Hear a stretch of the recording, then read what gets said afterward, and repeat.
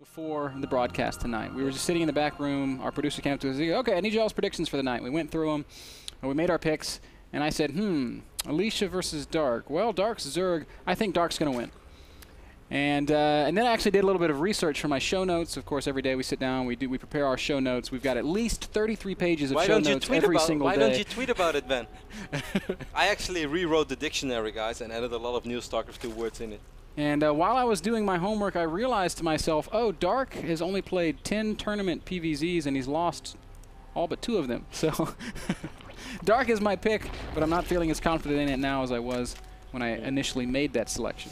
Well, Dark is, of course, as Zerg spawning on the right top side of Daybreak, while Alicia is our Korean Proto spawning on the left bottom side of Daybreak. Dark, of course, Korean as well. Dark is a player, Ben, who really tried hard to qualify for the NASL Season 3. He made it all the way to the finals of one of our qualifiers. There, unfortunately, lost against Archer, one of those Protoss players that he did lose to. It was 3-0, I recall correctly? It was one-sided. Yes. 3-0, 3-1, something like that. Okay. But in any case, Dark did not give up, Ben, and he straight away played the next qualifier, made it to the final again, so back-to-back finals in an NASL qualifier. It also gave, maybe it was a plan to get extra money. Because he thought, if I win the first one straight away, I can't play in the next one. So he got $250 for being the runner-up of one of our qualifiers, and then he got $750 for making it into a season. Give me that 1,000 bucks. Smart. Yeah, Dark had to win a lot of tough games to get here, man. But Alicia is a very, very difficult opponent. I'm very eager to see how these guys match up against one another. Although the fact that this first game is on Daybreak, I do think we're going to see a very standard sit-back and wait style of Zerg. And a very standard sit-back and wait style of Protoss. The kind of standard, Ben, you've just been talking about with David Kim during Connected. Did you feel connected to David Kim? Man, we've connected and on a whole new level. Like, we're like friends now. Like, after I finish up this broadcast, I'm gonna go have some drinks with David Kim. Nice. And Froden? I heard that Froden is having drinks in chat. Then we'll go to his house and you know, we'll play some video games with his kids, and then we're gonna play some golf tomorrow. Yeah, you're real close with David Kim. Next week, I'm going to go into the Blizzard offices and tell them that they need to buff the Zerg units and Heart of the Swarm some more. And the week after that, roaches are one supply again. and Mr. Bitter wins WCS 2013. That's the plan, Kev. Sick lie. You're like the master of deception. You're like Kimber James. Oh, wow. Somewhere somebody got that joke, and it was hilarious. What do all these things have in common, Ben? Bill Gates, Watergate, Mr. Bitter. Bill Clinton. They're all the biggest lies. Not Bill Gates. What? He was. Oh, yeah. No, Bill Gates is a good man. Sorry. I missed that one. Bill Clinton, yes. Man, that interview was hilarious. I really enjoyed it. Now they're so confused. Like, what the hell are these guys talking about? Just Google. Yep, going just deep. Google. Going deep. With Kimber James. One of the best interviews I've ever watched. I want to do an interview like that once. I think that would be very fitting for you. It's like your perfect job. No. Yeah, it is. I'm a serious man, Ben. That's a serious interview. It was not. It was. You just don't take Kimber James seriously. Hey, what's nothing wrong with Kimber James. Anyway, guys, Alicia is just droning up as usual. Curious to see where he's going, but he did not take any guesses yet in his natural. We of course saw Alicia play a lot at the Season 3 offline finals. Did not go very well against Stefano. It went okay against Red, even though he looked quite hopeless the first 2 games where Red was playing exceptionally well. But then somehow everything just turned around. Alicia's opening up. Wow, did you see that, Ben? He started +1, scared the Zergling away. In the moment those Zerglings left, he cancelled +1 and dropped the Stargate. Small things, but they matter. Very interesting. Alicia mind game to the max. He's also doing this off just 2 gas, Kevin. So I think that Dark is going to be a little bit confused. He's going to make perhaps quite a few units, but I still feel the moment that Zerg is going to see those target units fly in, certainly if the first unit is a Void Ray, they're just going to be like, oh, cool. Let me make 20 additional drones, get a couple of spores here and there, and yeah, you might have tricked me, but it doesn't really do a whole lot to my plan. We're finally seeing the 3rd gas go down in this natural, but I can't help but wonder if this is going to be like a 4-gate with Void Rays into that 3rd base. Because I mean, I don't think so. Oh, okay, now he takes the 4th gas as well. Okay, maybe I'm overthinking it a little bit. We'll see exactly how this game ends up unfolding. As we do see that Overlord Scout making its way into the natural, pokes in, confirms that the Stargate is there. More importantly, I think he could have seen the Phoenix as well. Of course, you see a sort of an image of the Phoenix in this target if you look at it closely. Immediately, Dark makes 4 Overlords, man. It's a little bit, well, so I want to say sloppy to be supply block right now, but he has a lot of larvae. So as soon as his Overlords pop, he will still be able to make all those drones that he wants to make. Yep, that Stargate is such an important tell, man. It gives him at least 1, maybe 2 more big rounds of drones. Yep. And there we do see 5 drones going down, as well as that Evo chamber, which is, of course, very necessary for the spores. Alicia keeping his first 2 Phoenixes in his main base, which I don't really agree with, Ben. Of course, you sort of want to hide them, but he already saw this target, and he also saw the fact that Phoenixes were in production. So then I feel you might as well just send out your first and second Phoenix, so you can pick off an Overlord that's somewhere floating around the map, before you're actually going for the big kills into the main base. Now, Dark is doing something really interesting, Kevin. He's going up to lair with no Roach Warren, which means he's saying to Alicia, "Hey, I'm going to defend anything you're going to throw at me with only Queens and Zerglings."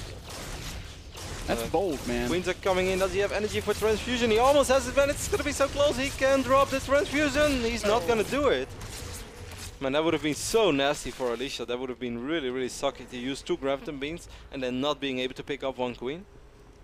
As it happens, that Queen does end up going down. Dark just barely missing that chance to transfuse.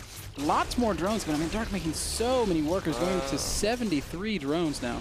Queen is on the way, but this Queen is going to fall as well. A little bit sloppy here by Dark, losing both Queens already, but at the end of the day, that's just 300 minerals, and of course you'd rather keep those Queens alive.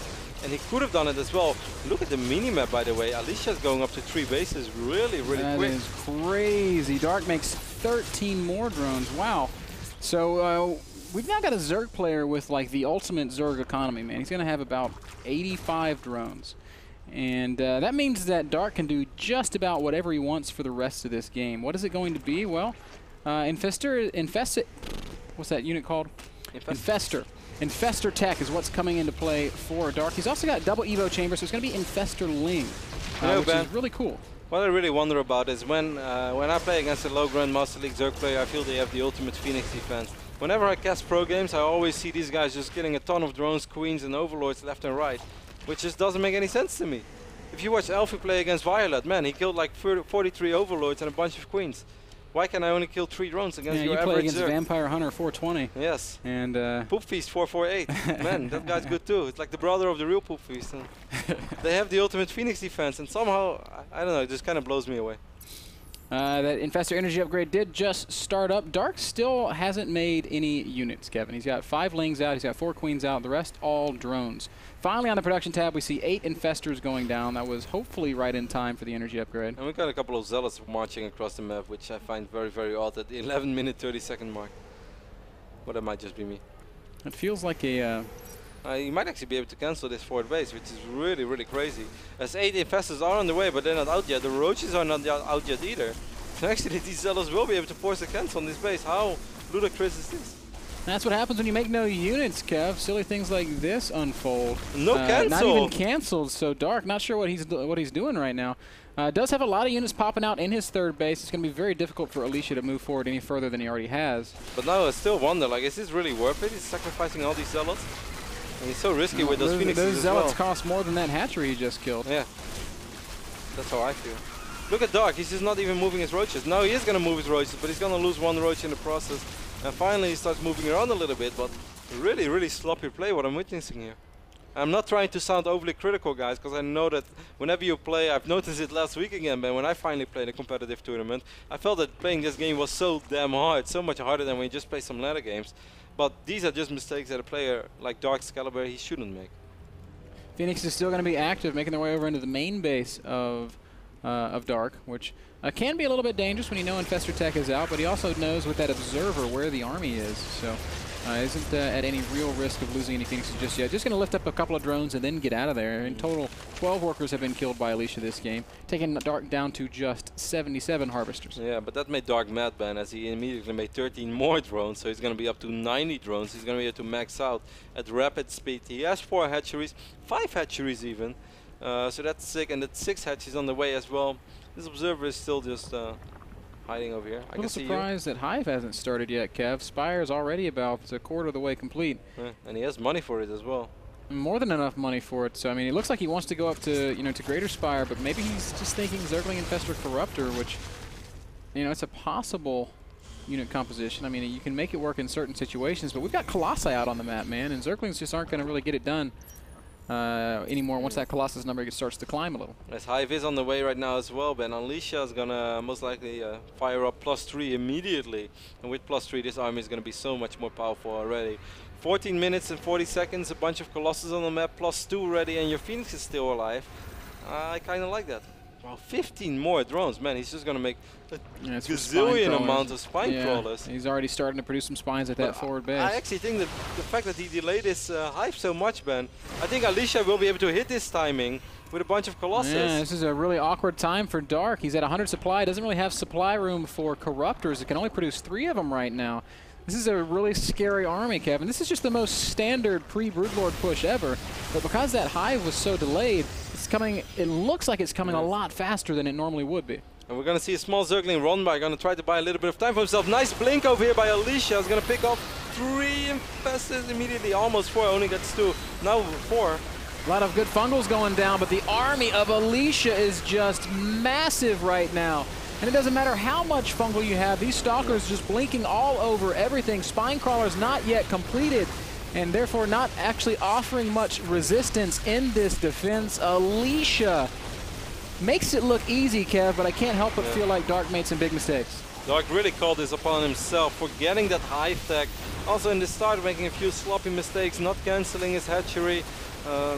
Just not really doing anything with all the information that he had. Lost perhaps a queen or 2 too many as well. But I really don't feel that that is what decided the outcome of this game. Just the simple fact that his Hive was way too late. That's really what set it all in stone. Yeah, Dark's going to try to still stick around. He does have an okay-sized army, about 90 army supply against 110. But the problem is it's just not the kind of quality supply that you want in this situation. There's another big blink.